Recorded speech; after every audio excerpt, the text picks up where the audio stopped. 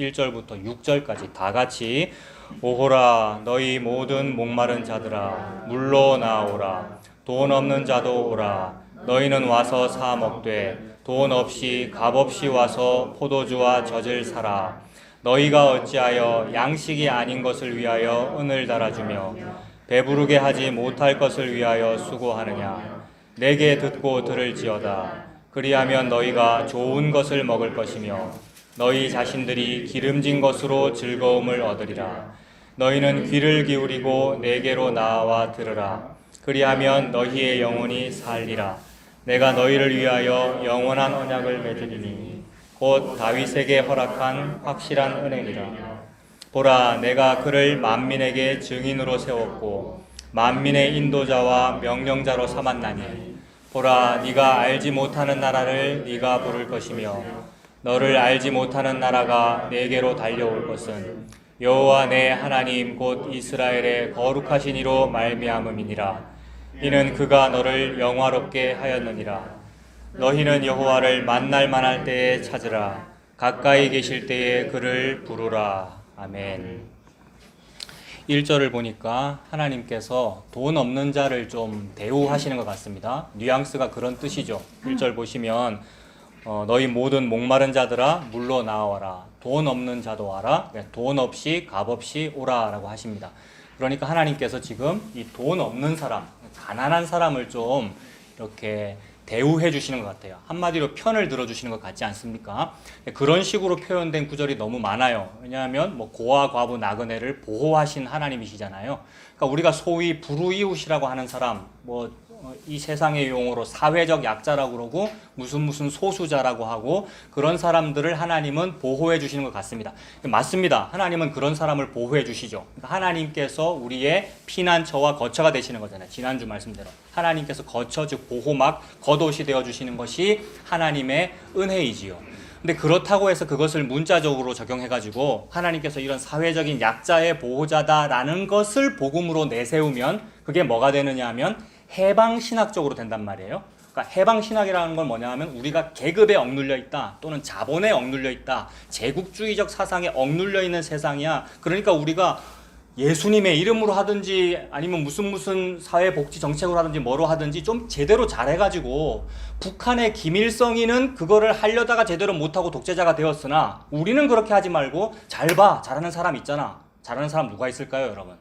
체 게바라 같은 사람이 잘했지 않습니까? 잘 모르십니까? 호치민 같은 사람이 잘하지 않았습니까? 이런 식으로 잘한 사람이 있단 말이에요.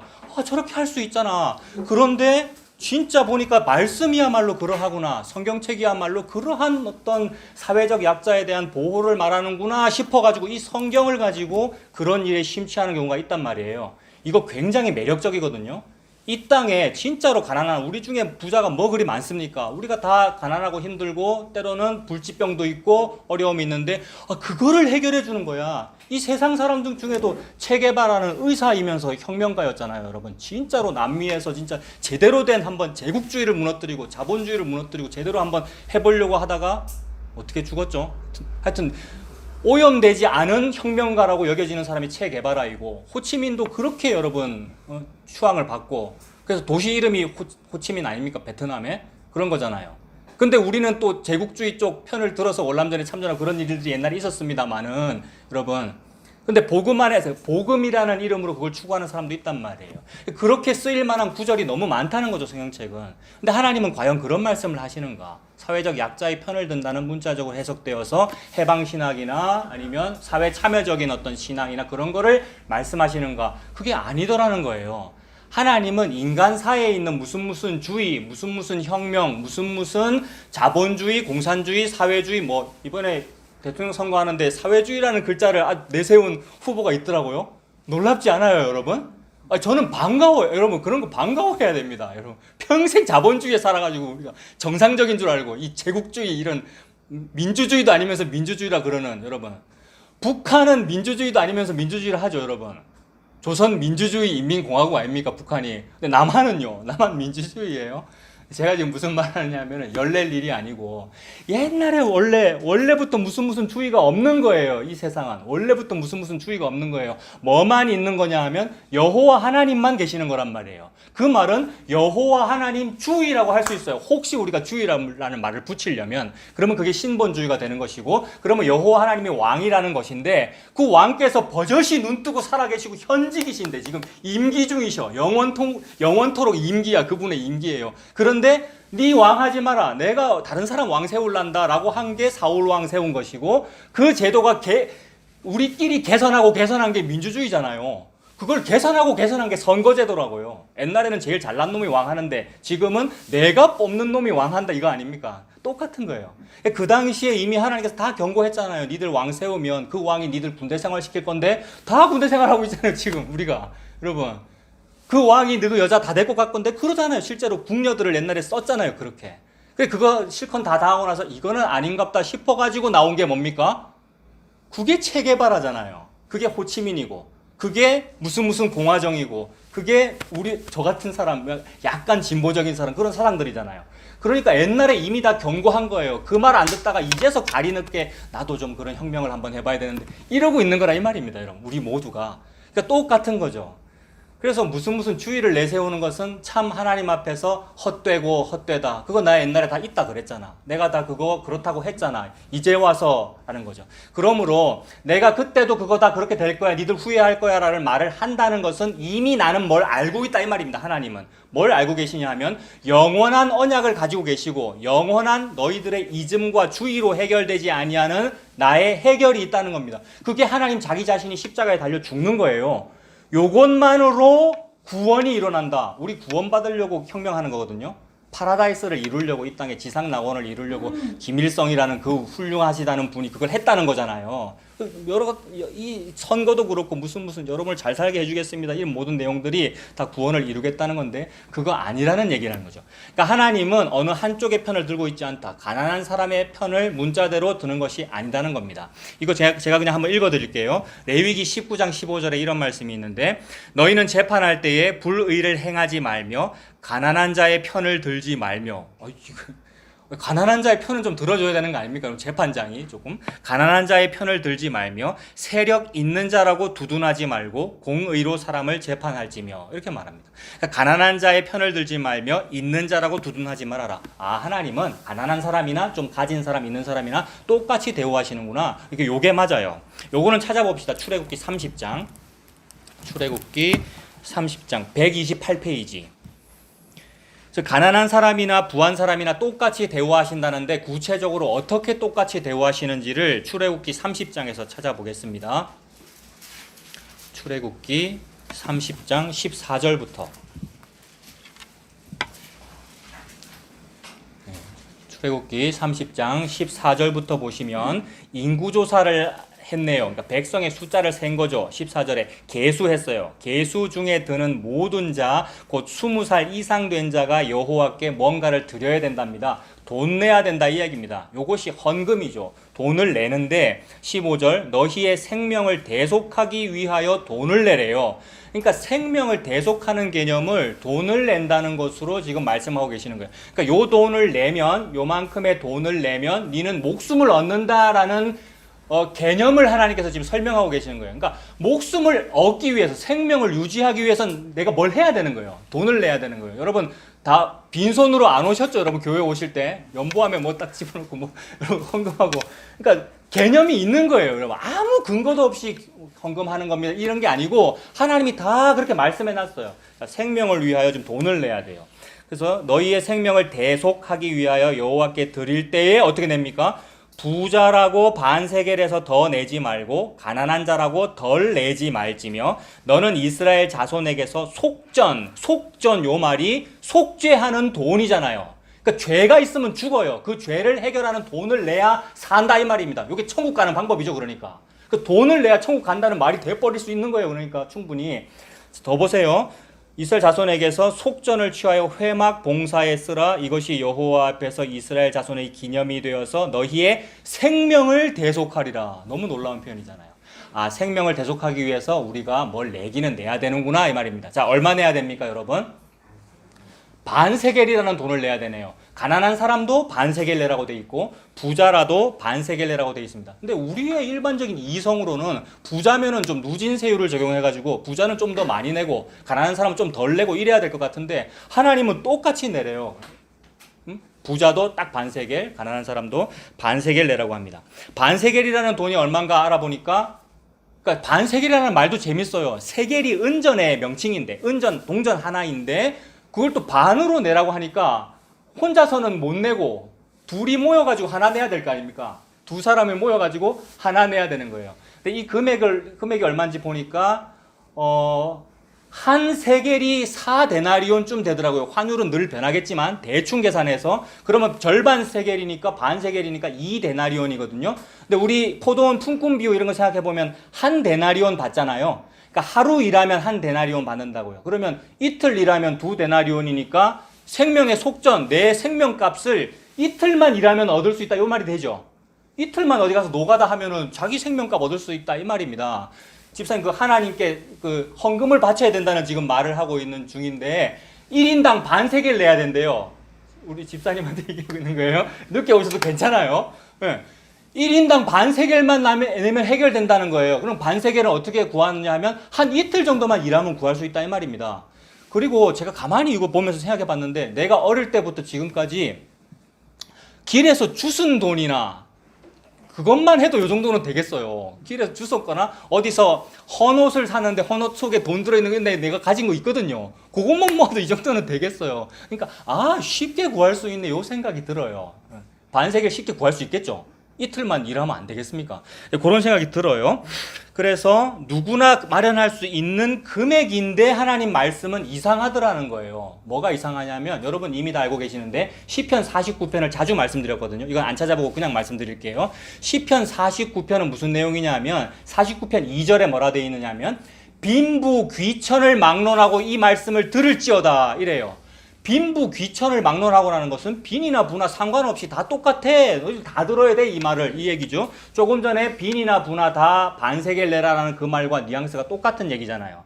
그래서 아까는 반세겔밖에 안 되니까 충분히 구할 수 있는 돈인 것처럼 여겨져서 20세 이상 된 사람은 누구나 다 내. 안 내면 이상한 사람이에요. 누구나 다 성전세를 낸단 말이에요. 이게 회막 봉사에 쓰는 반세겔이니까 성전의 세금이 되는 거예요. 그래서 사람이면 누구나 다 내야 되는 거예요. 그러니까 주민세이고 주민등록세에 해당되는 거예요. 왜냐하면 인구조사에서 그 사람이 존재하면 내야 되고 그 사람 사망했어요. 존재 안 해요. 그러면 안 내도 되는 거니까. 그죠? 그러니까 이 돈 안 내고 싶으면 허위로 사망 신고하면 안 내도 되겠죠. 근데 생존에 있는 사람은 무조건 내야 되는 거니까 누구나 다 내는 거고 의뢰이 다 내고 있는 그런 돈이었단 말이에요. 근데 시편 49편에 가가지고는 그래 그러한 빈이나 부나 누구나 다 내야 되는 너희들 다 들어라 라고 해놓고 이 사람의 생명을 구하는 속전이 너무나 엄청나서 영원히 마련하지 못할 것임이니라 이랬거든요. 요거 생각나십니까? 시편 49편의 중요 내용은 속전이라고 하는 양은 너무나 엄청나기 때문에 영원히 마련하지 못할 것이다. 요거를 못 깨달으면 짐승이고 요거 깨달아야 사람이다. 이렇게 되어 있단 말입니다.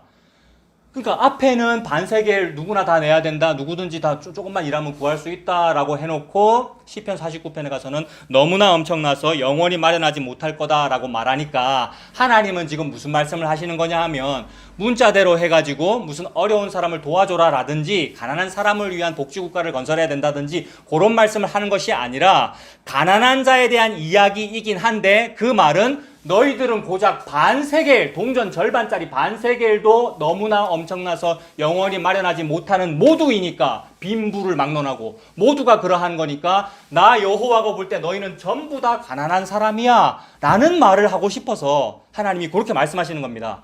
가난한 자를 두둔하는 것처럼 말씀하신 그것은 진짜로 우리끼리 무슨 주의를 해가지고 복지사회를 건설해서 가난한 자를 위해서 살아나는 나라를 건설하는 것이 아니라 하나님이 볼 때 너희들은 지금 반세겔을 마련하려고 하는데 마련했다고는 하는데 그거 반세겔 아니야. 내가 볼 때는 너무나 엄청나서 영원히 마련하지 못하는 거야 이니까 하나님 앞에 볼 때 우리들은 전부 다 가난한 사람이잖아요. 그러니까 성경에서 말할 때 성경은 부유하다 이거는 하나님만 부유한 거고 가난하다 이러면 모든 사람이 다 가난한 겁니다. 그러니까 자기 생명값 하나 못 구하잖아요 우리가. 반세겔만 구하면 되는데 그것도 영원히 마련하지 못할 엄청난 금액이니까 못 구한다는 말입니다. 그래서 그 반세겔이라는 그 말은 물질적으로 돈으로 기록되어 있지만 사실은 돈, 물질이 아니라 내 상태를 말하는 거죠. 나의 죄악된 상태에 나의 능력이 없음을 말하는 거잖아요. 그래서 이러한 말씀들을 다 모아서 이러한 말씀들을 근거로 하여 대표적으로 뭐 장로교회 같으면 무슨 말을 하는 거냐 하면 우리는 전적 타락이에요. 요 말을 하는 거죠. 그러니까 전적 타락이니 하는 이런 뭐 어려운 말, 교리라는 말은 뜬구름 잡듯이 이론적으로 나온 것이 아니라 하나님의 말씀이 그 뜻이네라는 걸 깨달았다 이 말입니다. 그러니까 반세겔을 내라라는 말을 읽고 반세겔 구할 수 있죠. 내가 낼게요 라고 하면 짐승이고요. 여러분. 반세겔을 내라는 말을 읽고 그 다음에 49편까지 읽고는 딱 보고 나는 이거를 못 구하네요 라고 되면 나는 전적으로 타락했네요 라는 걸 안다 이 말이잖아요. 그러면 사람이에요 여러분. 그러면 하나님의 아들이라고요. 사람이면 아들이면 하나님이 책임져요. 근데 남의 자식이거나 남의 집 개거나 남의 집 무슨 강아지면 주인이 책임을 안 진단 말이에요. 저건 내 게 아니니까 여러분. 남의 집 자식이 넘어지면 당연히 인지상정으로 일으켜 줄 수가 있지만 그거는 사람의 정으로 그러는 거지 내 자식을 일으켜 주는 게 맞고 내 자식한테 뭐 먹을 거 주는 게 맞단 말입니다. 근데 그 내 자식은 지 입에 들어갈 반세겔을 지가 못 챙긴다 이 말이죠 여러분.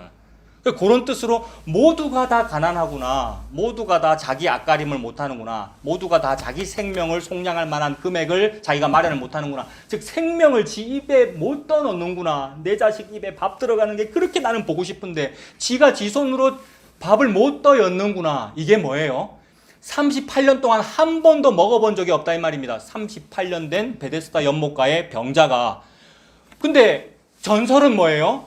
내가 내 힘으로 저기를 먼저 뛰어 들어가면 나는 낫는다. 이것이 전해 내려오는 이야기잖아요. 이게 바로 반세겔을 낼지니라 라는 말씀의 뜻이죠. 반세겔을 내라라고 우리한테 하는데 나는 38년 동안, 저는 46살이니까 46년 동안 한 번도 마련해 본 적이 없단 말이에요. 그래서 마련해 본 적이 없기 때문에 전전긍긍하고 있는데 세상에 시편 49편을 읽었더니 너무나 엄청나서 아무도 못 마련하는 거야 라고 되어 있으니 해방이 되는 거잖아요 여러분. 못 마련하는 거구나. 반세겔 동전 절반밖에 안 되지만 못 마련하는 거구나. 마련도 못 해놓고는 헌금 조금 해놓고 나 헌금했죠. 헌신 조금 해놓고 나 헌신 봉사했죠 라고 내세우고 있는 게 나였구나 라는 게 밝혀지는 거예요. 그러면 조금씩 나의 짐승의 이 껍데기가 벗겨지면서 사람이 되어가는 겁니다 여러분. 짐승이 벗겨지고 근데 짐승이 아니구나. 무화과 나무 옷을 벗고 예수님이 입혀주시는 가죽 옷을 입는 자녀가 되는 거구나. 이렇게 되는 거죠. 그래서 돈이 없다. 우리 보고 지금 돈 없다 그래요 하나님이. 돈이 없다 이 말은 그 물질을 말하는 것이 아니라 전적으로 타락했군요. 나는 무능력하군요. 그래서 오호라 나는 곤고한 사람이로다. 이 사망의 몸에서 누가 나를 건져내랴의 상태가 된 것이 이제 비로소 이제 아들이구나. 네가 아들을 아는구나. 아들의 마음을 네가 아는구나. 이게 뭐예요? 둘째 아들 탕자가 드디어 이제 아들인 거예요. 둘째 아들 탕자가 개고생하면서 아들인 거예요. 왜 아들인 거예요? 아버지 집에 가면 맛있는 거 있는데 이 말 하잖아요 여러분. 그 아버지에 대해서 이제 아들이란 말이에요. 근데 그 생각이 안 들 때는 언제입니까? 상속재산 다 받아가지고 이 창녀랑 놀아나고 이 술집에 가서 놀아나고 할 때는 내가 내 돈 낼 수 있어요 여러분. 당당하게 나이트클럽에 당당하게 돈 딱 내고 들어간단 말이에요. 내가 내 돈 낼 수 있단 말이에요. 그래서 내가 나를 책임질 수 있는 그 상태는 아들이 아닙니다. 짐승입니다. 그래서 내가 나를 책임지기 못하기 때문에 아빠가 책임져야 되는 거를 보고 어린아이라 그러죠 여러분. 그래서 어린아이와 같지 아니하면 결단코 천국에 들어가지 못하리라. 그러니까 어린아이라고 보는 거예요 우리를 보고. 너희들은 돈이 없어? 너희들은 어린아이야? 너희들은 가난해? 너희들은 반세겔도 마련을 못해? 그래서 우리는 전적으로 타락했군요 라는 말이 나오는 겁니다. 죄인이라는 뜻이죠. 그래서 이 반세겔이라는 요 말과 관련하여 우리 예수님께 아주 직접적으로 요 반세겔 이야기가 나오는 적이 있는데 그거 한번 찾아보겠습니다. 마태복음 17장. 마태복음 17장. 신약의 29페이지 보세요.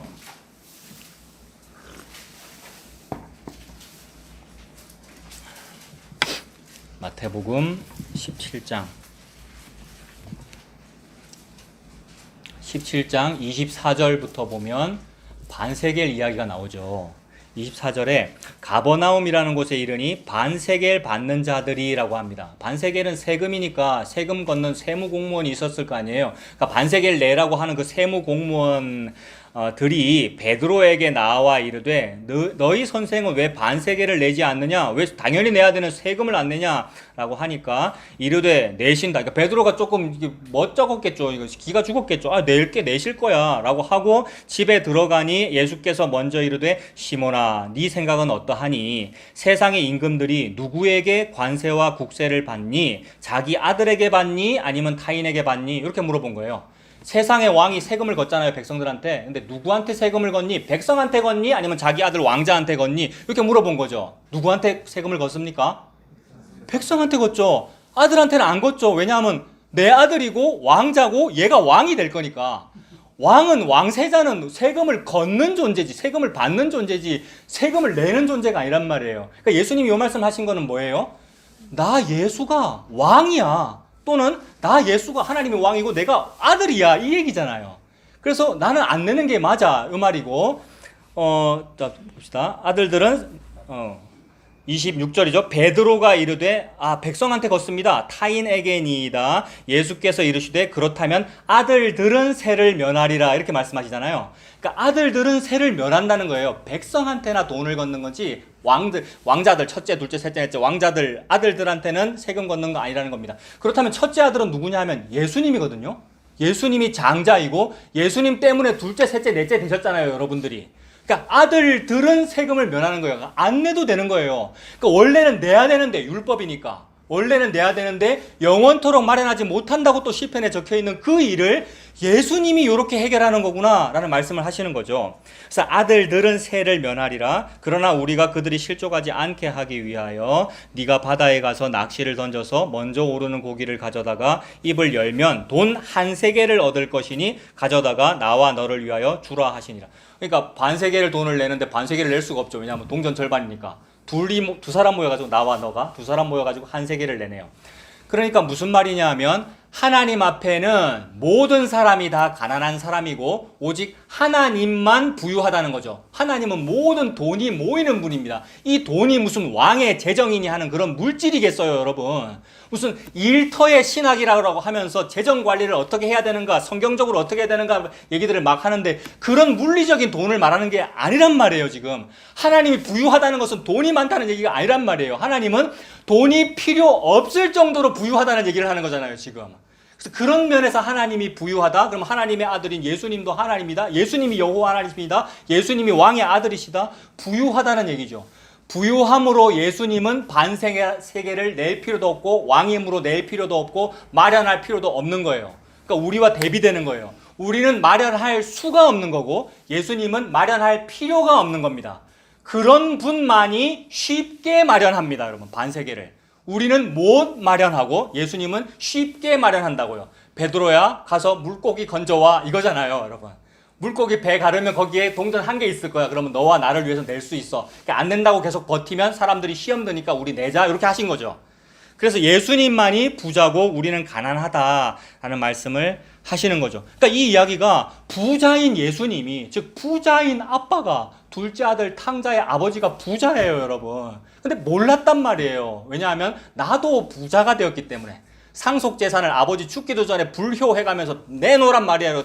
받아놓으니까 못 가지던 돈을 만져보니 너무 좋아가지고 내가 부자가 됐기 때문에 아빠가 안 보인단 말이에요. 그래서 늘 허랑방탕하고 살다가 거지가 돼가지고 돼지 먹는 지엽 열매 먹으면서 비로소 뭐가 생각나는 거예요? 아빠는 부자인데, 이 말이 생각나는 거잖아요. 그래서 아버지한테 가면 먹을 것이 있는데 라고 하면서 가가지고 나를 종의 하나로 써주십시오 라고 하는데 아빠가 뭐라 그럽니까? 니는 종이 아니야, 내 아들이야 라고 품어주게 되는 거잖아요. 그래서 아버지는 부자이고 나는 가난하다, 나는 돈 없다 라는 말씀을 하나님께서 하시는 거죠. 그래서 그 부자인 예수님이 돈 없는 우리를 위해서 돈을 내주시는 이야기입니다. 그래서 돈 없이 값 없이 뭘 먹을 수 있죠, 여러분. 둘째 아들 탕자는 돈 없이 값 없이 뭘 먹을 수 있어요. 근데 첫째 아들은 지가 돈 내고 먹는 줄로 알아요. 내가 열심히, 나는 둘째 아들 저놈처럼 저렇게 내가 배신도 안 해봤고 열심히 일만 했고 아버지를 열심히 도와주는데 그러니까 내가 장남에 유지하고 있고 내가 잘 먹죠, 이렇게 하고 있는데 둘째 아들은 그 은혜를 아는 거예요. 그래서 돈 없이 값 없이 먹을 수 있다는 얘기가 오늘 본문 얘기입니다. 오늘 본문 한번 가보시면 오늘 이사야 55장 1절부터 보면 그 얘기잖아요. 돈 없이 값없이 와서 포도주와 젖을 사라고요. 분명히 돈 내라 그랬는데, 반세겔 내라 그랬는데 못 내잖아라고 말씀하시고는 돈 없이 값없이 와서 포도주와 젖을 먹으라고 말씀합니다. 이사야 55장 1절부터 다시 보세요.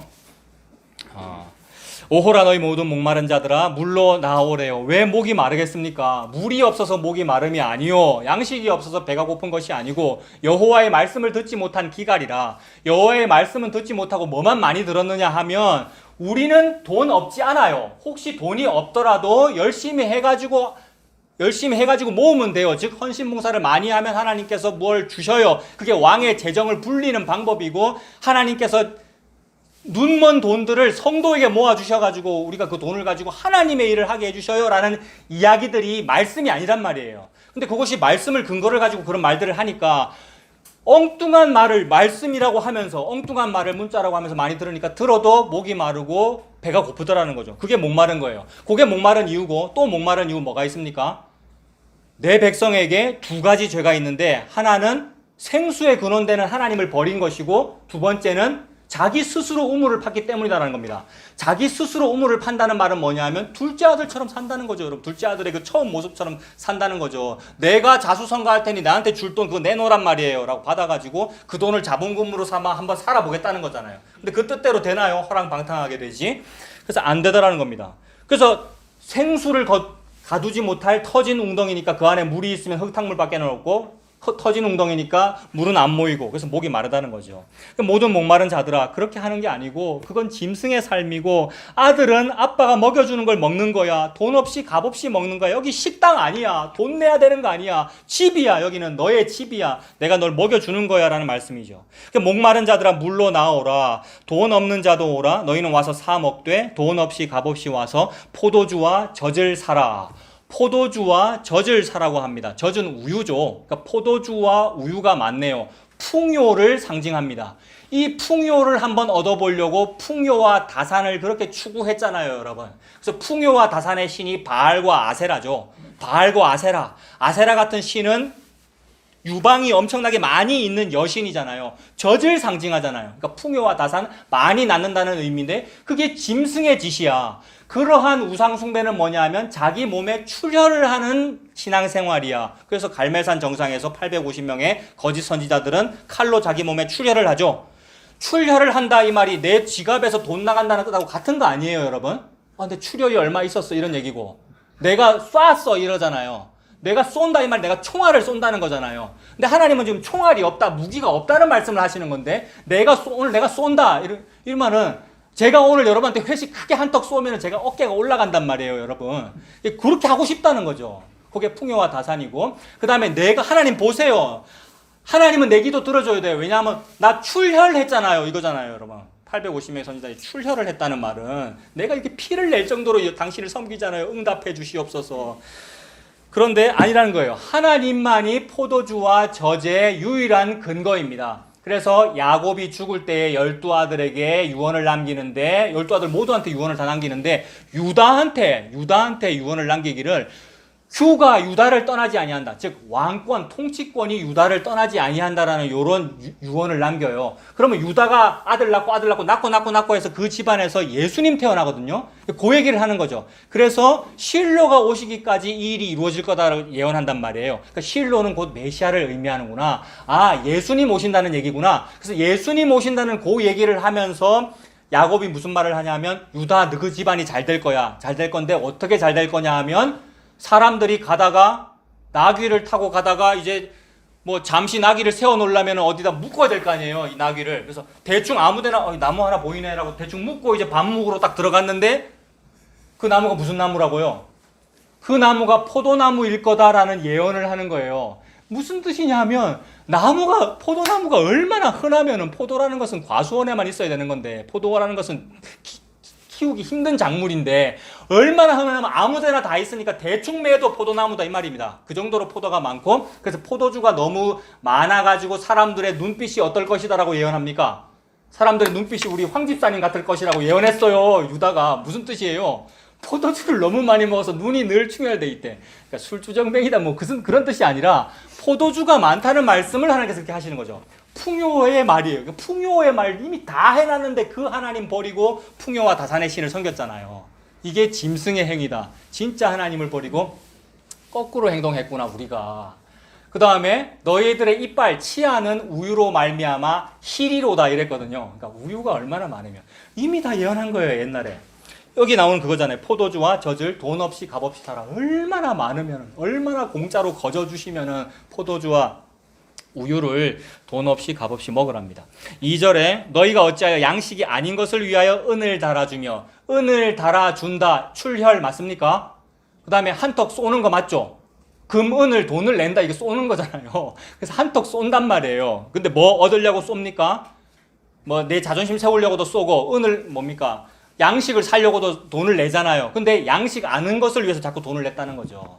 우리의 헌금, 헌신, 봉사가 이거 아닌지 생각해 봐야 됩니다, 여러분.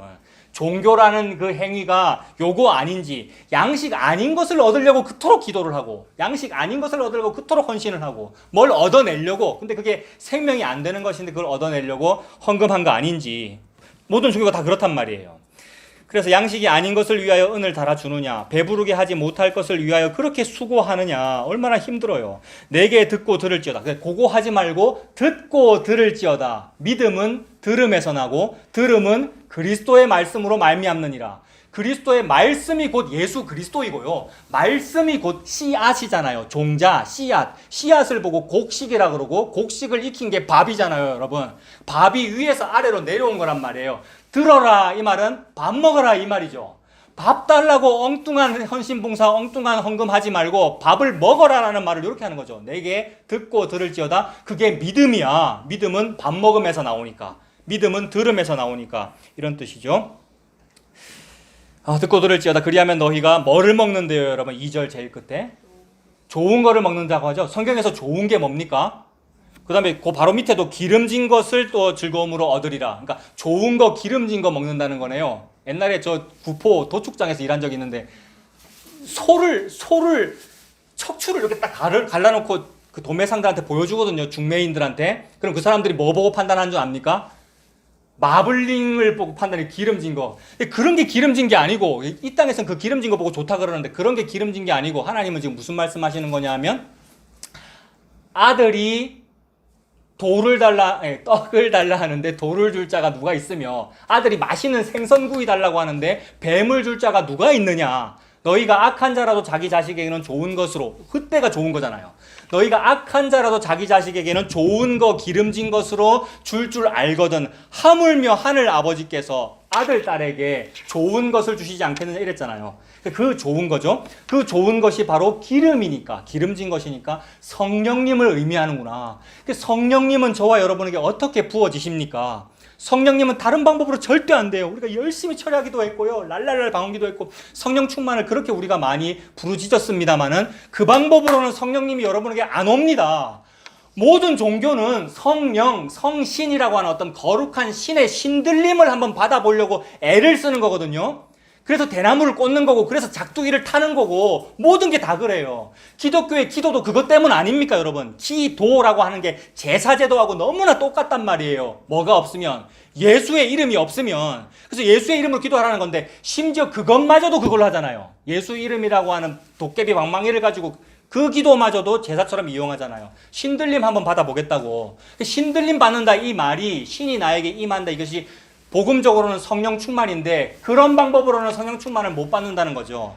성령은 어떻게만 받느냐 하면 오직 저리로서 산 자와 죽은 자를, 저리로서 하니까 저기에서부터 여기로, 그래서 위에서 아래로 곡식이 내려가야 된다는 거죠. 한 알의 미랄이 위에서 아래로 떨어져야 된다. 그 떨어진 그 미랄이 예수님이시고, 예수님께서 십자가에 달려서 죽으실 때에 그 영을 내어주시니라 라고 돼서, 그 영을 보고 기름이라 그러고, 그 영을 보고 올리브유, 감람유, 여러분 겟세마네 동산에서 으개져가지고 짜진 그 기름, 그게 성령님이고, 그 예수님이 짜게 져가지고 성령님이 저와 여러분에게 부어졌다. 이걸 보고 좋은 거라고 하는 거야. 자식에게 내가 좋은 거를 주는 거야. 성령님 주는 거야. 예수님 주는 거야. 예수님이 십자가의 은혜를 주는 거야. 이게 기름진 거야. 이거 니들 돈 내고 먹니? 라는 말씀을 지금 하나님 하시는 거죠. 내 아들은 돈 안 내고 이거 먹는 거야. 좋은 것을 먹을 것이며 기름진 것으로 즐거움을 얻으리라. 그래서 이 땅의 문자로는 이 세상의 것들이 다 즐거움이고 보암직하고 먹음직한 거예요. 근데 그것마저도 그림자였어요. 그 그림자를 통하여 지난주 말씀드렸죠. 월세 살다가 전세 살면 좋고 전세 살다가 자가 살면 좋잖아요. 그래서 이런 걸 추구하지 말아라 이라면 또 체계바라처럼 되는 거잖아요, 여러분. 이렇게 연결할 수 있겠습니까?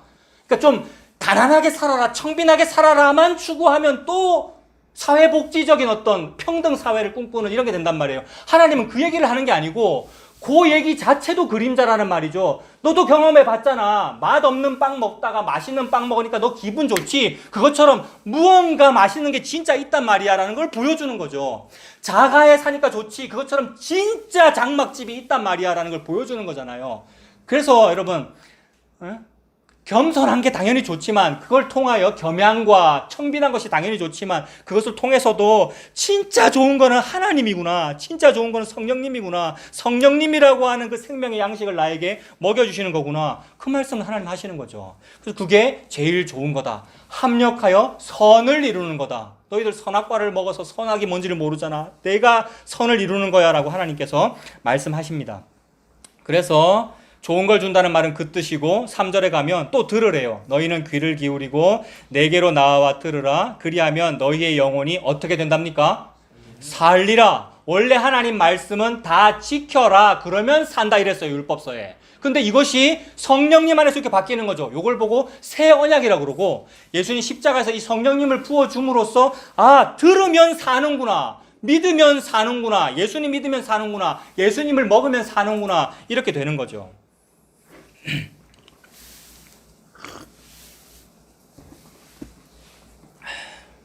그래서 너희의 영혼이 살리라. 내가 너희를 위하여 영원한 언약을 맺으리니 곧 다윗에게 허락한 확실한 은혜이니라 이렇게 말씀합니다. 그러니까 영원한 언약을 맺는데 딱 인물을 하나 지정해서 다윗에게 허락한 확실한 은혜다 이렇게 말씀을 합니다. 지금 돈 없이 값 없이 무언가를 준다 그랬는데 대표적으로 다윗이라는 사람한테 돈 없이 값 없이 뭘 준다는 거잖아요. 그러니까 다윗이 어떤 확실한 은혜를 받았나 보네요, 여러분. 뭐 받았겠습니까? 다윗이 하나님으로부터 받은 거 여러 가지가 있잖아요. 그러니까 확실한 은혜, 영원한 언약을 받았는데 여러 가지 말할 수 있는데 대표적으로 다윗은 원래 돈이 없지 않단 말이에요. 왕이기 때문에. 돈이 얼마나 많은지 백향목 궁전에 살잖아요, 다윗이. 그래서 나는 돈이 많으니까. 근데 또 그것이 뭐라 그러죠? 미안한 거죠, 하나님 앞에. 나는 백향목 궁전에 사는데 언약궤는 회막 가운데 있으니까 제가 집을 지어드리겠습니다 라고 했더니 하나님이 볼 때 네가 지금 돈 있다고 백향목 있다고 재산 있다고 집 지어준다 그러는데 내가 볼 때 너는 돈이 없어. 내가 볼 때 너는 집을 못 지어. 요 뜻이잖아요. 그래서 네가 나를 위해서 집을 짓는 것이 아니고 내가 너를 위해서 집을 지어주겠다라고 말씀하시죠. 요게 다윗이 받은 언약이거든요. 요게 다윗이 받은 확실한 은혜이고요. 그래서 다윗 아들 때에 가서 그 집을 짓게 되죠. 하나님의 성전을. 그게 솔로몬이 집을 지었는데 아들 때에 가서 집을 짓는다 이 말은 성경에서 아들이라는 말은 아버지와라는 말과 같은 말이고 조상이라는 말과 같은 말, 조상과 후손은 같은 말이고 그래서 다윗에게서 후손이 태어나죠. 그게 다윗과 아브라함의 자손 예수 그리스도의 세계가 되는 거잖아요. 즉 예수님이 태어난다는 말을 내가 너에게 집을 지어줄게. 그래서 아브라함과 다윗의 자손 예수 그리스도의 족보다라고 했으니까 족보가 가문이고 가문이 집안 아닙니까? 내가 네 집안을 세워줄게라고 하나님께서 약속하신 거죠. 그래서 다윗에게 예수님이 태어나는 거, 예수님이 있는 거, 예수님이라고 하는 집이 지어지는 거. 그래서 예수님께서 이 성전 벽돌 건물 이거 허물어 버려라. 내가 사흘 만에 다시 짓겠다라고 하셨으니까 집 지은 거 맞잖아요. 이게 다윗이 받은 확실한 은혜인 거죠. 또 뭐 있습니까? 내가 너에게 준 이 왕위를 영원토록 계속되게 해주겠다. 그러니까 왕위를 계속해서 해주겠다. 네 집에서 등불을 끄지 않겠다 이러신단 말이에요. 그러니까 왕위가 계속 이어진다. 그 진짜 왕은 누구냐 하면 다윗의 몸에서 태어나는 예수님이 진짜 왕이잖아요. 그러므로 아까 그 예수님은 반세계를 낼 필요가 없는 거예요. 왕이시니까 백성에게서 걷는 거니까. 자, 요렇게 여러 가지를 다윗이 받았다고 볼 수 있는데 오늘은 지금 돈 없이 값 없이 이 음식을 먹어라라는 말씀을 하고 있는 중이니까 본문에서는 다윗이 그 받았다는 은혜 중에서 음식은 뭐가 있나 요거 한번 찾아보겠습니다. 그럼 다윗이 하나님께 은혜로 언약을 받았다는 건데 음식을 받은 적이 있어요. 음식을 한번 찾아볼게요. 사무엘상 21장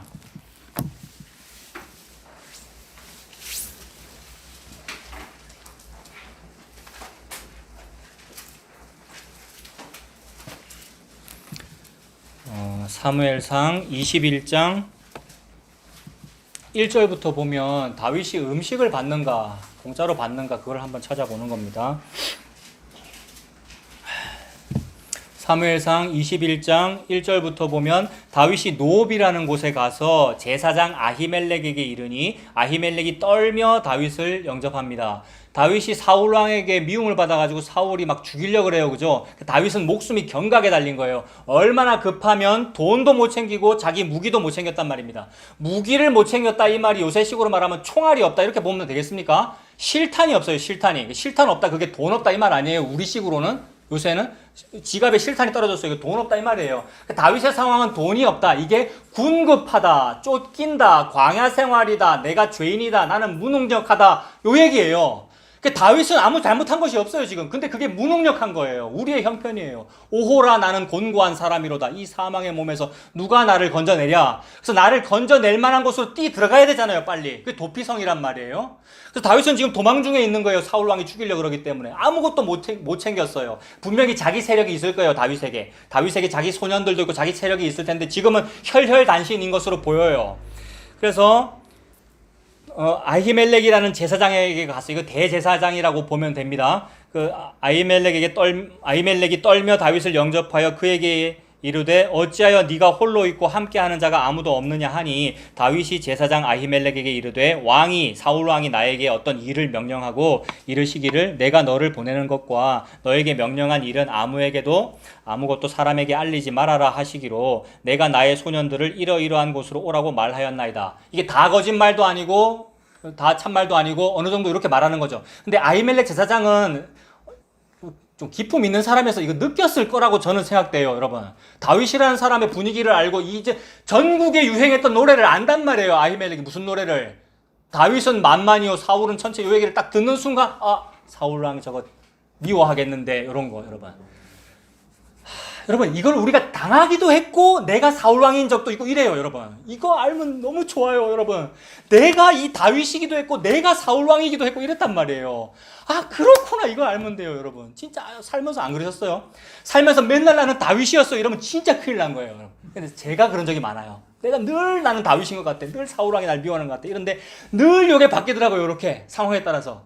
그래서 아는 거예요. 내가 이렇게 누구를 죽였구나. 그 다음에 누가 나를 죽이는구나 요거. 예수님 보고만 해서 그게 느껴지거든요 여러분. 그게 예수님이잖아요. 예수님이 그렇게 죽임 당하는 거거든요. 다윗이 지금 이렇게 말했는데 아히멜렉한테 왔어요. 3절에 이제 당신의 수중에 무엇이 있나이까 떡 5덩이나 무엇이나 있는 대로 내 손에 주소서. 여러분 다윗이 너무 배가 고팠을 거라 생각해요 여러분. 떡 5덩이나 아니면 있는 대로 제 손에 좀 주십시오. 떡 좀 주세요 이 말이잖아요. 여러분 이게 탕자의 마음이에요. 탕자의 마음. 탕자가 아빠 생각하면서 그제서야 생각난 거예요. 거기 가면 먹을 거 있는데 이거 사실 똑같은 거예요. 그래서 나 먹을 것 좀 주세요라는 이 말을 아빠는 너무 좋아합니다 여러분. 아빠는 내 아들 돈 없다는 걸 알거든요. 그래서 돈 없는 내 아들이 아빠 먹을 것 좀 주세요를 보고 증언이라 그래요. 증언. 그 사람이 증인이에요. 아빠는 아들한테 먹을 걸 공짜로 줍니다라는 것을 인생으로 증언된 거거든요, 여러분. 이게 증언이고 증인이라고요. 그러니까 둘째 아들이 증인이에요. 그러니까 탕자가. 그 다음에 살인한 죄인이 증인이에요. 난 살인했는데 용서를 받았어요. 요 얘기. 그래서 살인 가늠한 다윗이 증인이에요. 그 다음에 기독교인을 살인한 바울이 증인이라고요, 여러분. 바울이 사도다 증인이다 이 말은 너무 놀라운 능력이다 이 얘기가 아니고 너무나도 죄인 중에 괴수다라는 말을 증인이라고 하는 거죠. 뭐가 없는? 돈이 없는. 돈이 없다라는 말 무슨 뜻입니까? 자격이 없다, 실탄이 없다, 실력이 없다, 능력이 없다 그 뜻이잖아요. 전적으로 타락한 자가 복음의 증인입니다. 그러니까 하나님 그 말씀하시는 거죠. 그래서 너무너무 듣고 싶은 아빠 하나님의 말은 나 배고파요 이 얘기예요 여러분. 엄마 아빠는 이 얘기 너무 듣고 싶어요. 나 배고파요. 그래서 떡 5덩이든지 뭐든지 있는 대로 좀 주세요. 근데 줄 게 없습니다 여러분. 성막에는 이 제사장에 줄 게 없어요. 거기 뭐 먹을 게 있어요? 오직 제사장만 먹어야 되는 진설병이 있을 뿐이에요. 맞죠? 성막 안에는 떡 12덩이를 놔두잖아요. 12지파를 상징해서. 그건 누구만 먹느냐면 레위인만 먹는단 말이에요. 제사장만. 아히멜렉만 먹어야 되는 건데 감히 일반인인 다윗이 먹으면 안 돼요. 그 얘기잖아요. 즉 우리는 결코 먹을 수 없는 거예요.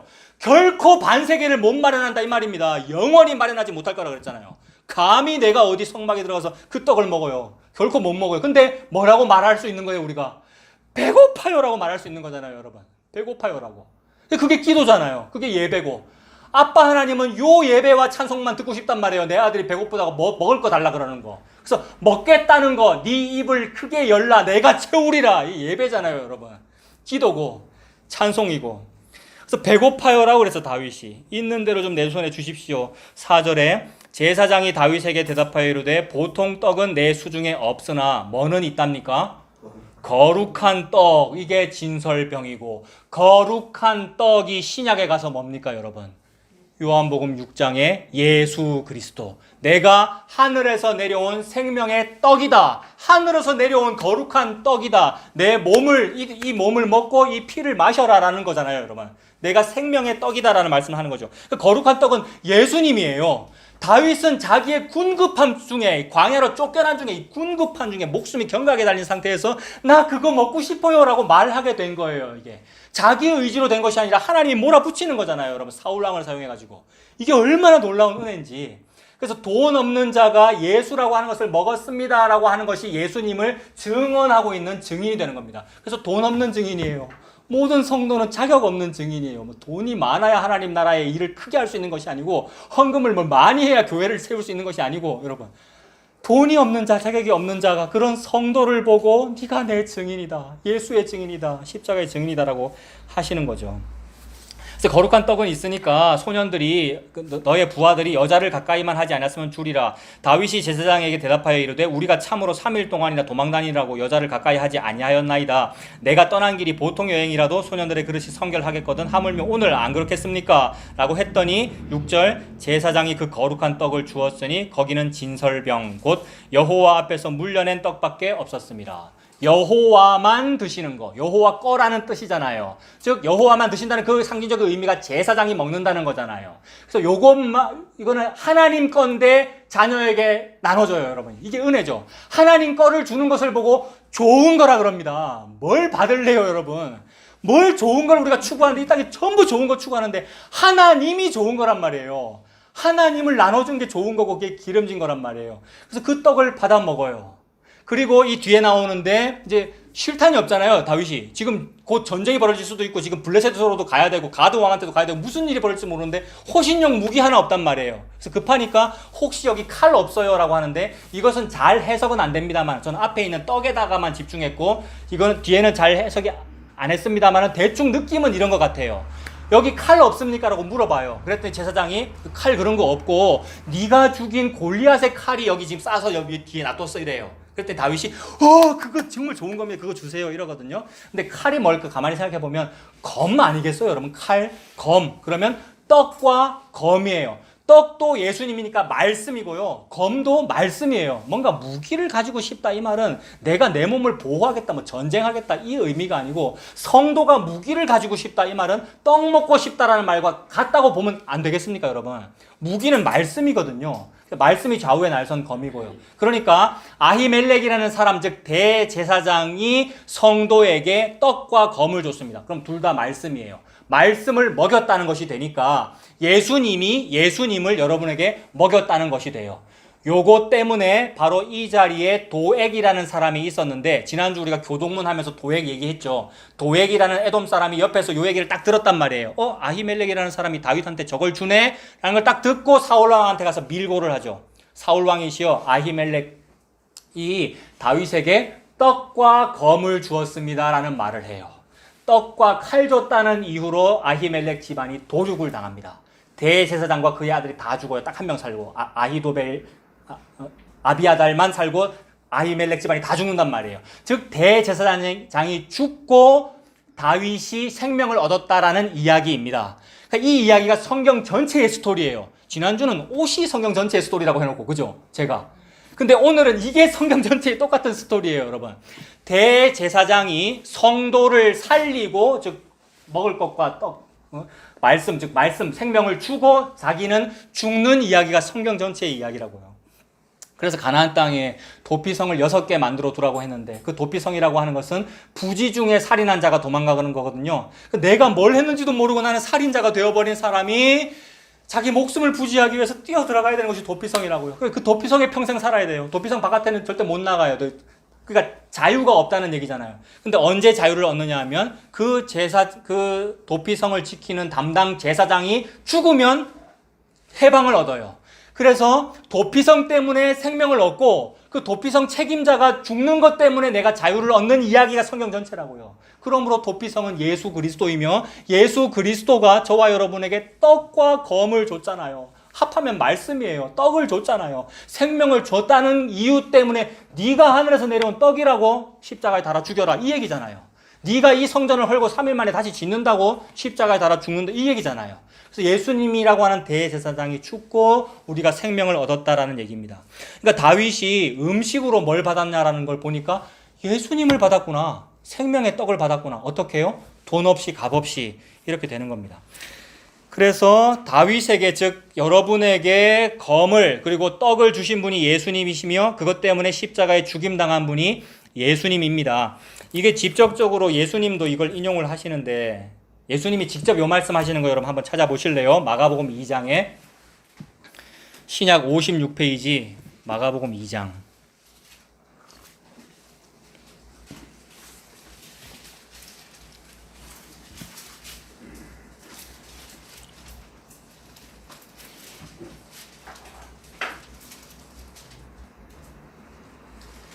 마가복음 2장 23절부터 보시면 안식일에 하필 안식일이에요. 그러니까 예수님께서 일부러 무언가를 보여주시는 거죠. 안식이 뭔지를 보여주기 위하여 일부러 안식일에 이렇게 하십니다. 그러니까 마가복음 2장 23절에 안식일에 예수께서 밀밭 사이로 지나가실 때 그의 제자들이 길을 열며 이삭을 자르니 바리새인들이 예수께 말하되 보시오 저들이 어찌하여 안식일에 하지 못할 일을 하나이까. 예수께서 이르시되 요 얘기하네요. 그죠? 다윗이 자기와 및 함께한 자들이 먹을 것이 없어서 뭐 할 때에? 시장할 때에, 배고플 때에 이거잖아요. 이게 아빠의 마음은 가장 아픈 거잖아요. 이게 아들이 배고프다는 거. 그래서 시장할 때에 한 일을 읽지 못하였느냐. 그가 아비아달 대제사장 때에, 조금 전에는 아히멜렉 대제사장이었는데 아히멜렉의 아들 이름이 아비아달이고 이게 한 명 살아남은 그 아들이 아비아달이거든요. 그 다음에 이 아비아달이 나중에 또 아들 낳는데 아들 이름 또 아히멜렉으로 지어요. 그러니까 원래 유대인들은 이렇게 이름이 막 뒤섞이고 막 이래요. 그래서 지금 예수님도 뒤섞어서 말씀하시는 것 같아요. 또는 아비아달이 더 유명하기 때문에 이렇게 말씀했을 수도 있어요. 사람들이 아히멜렉보다는 아비아달 이래야 알아들으니까 이렇게 했을 수도 있어요. 어쨌든 아히멜렉을 의미하는 거죠.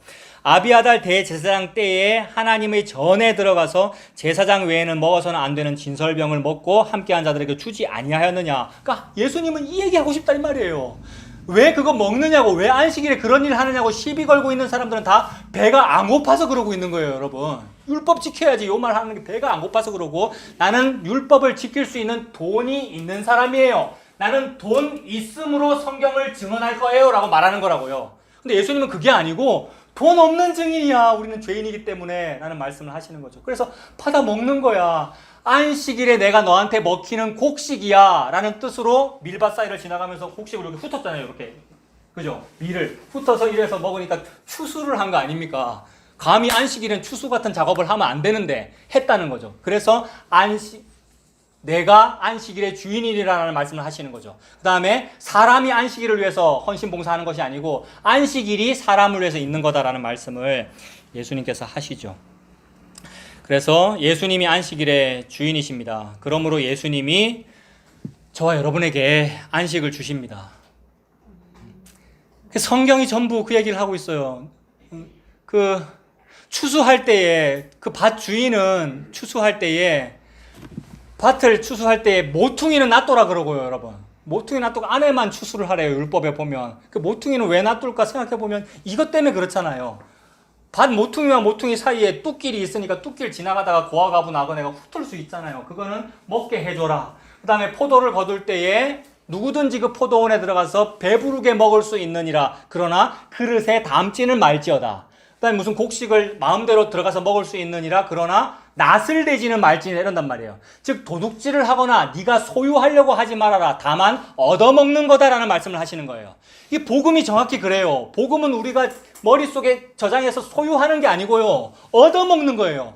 배고파서 먹어야 복음이에요. 근데 배가 부른데 내가 이 지식 좀 갖춰볼까? 내가 어떻게 좀 해볼까? 설교 좀 잘해볼까라고 하면 전부 엉뚱한 짓이 되더라고요, 여러분. 저도 지금 설교를 하고 있지만 내가 좀 지식으로 이걸 좀 잘해볼까라고 하면 엉뚱한 짓이 되더라고요. 그래서 지금 멈출 거예요. 그래서 시간도 갖고 뒷부분 오늘 3절까지만 또 연결하면 되죠, 다음에.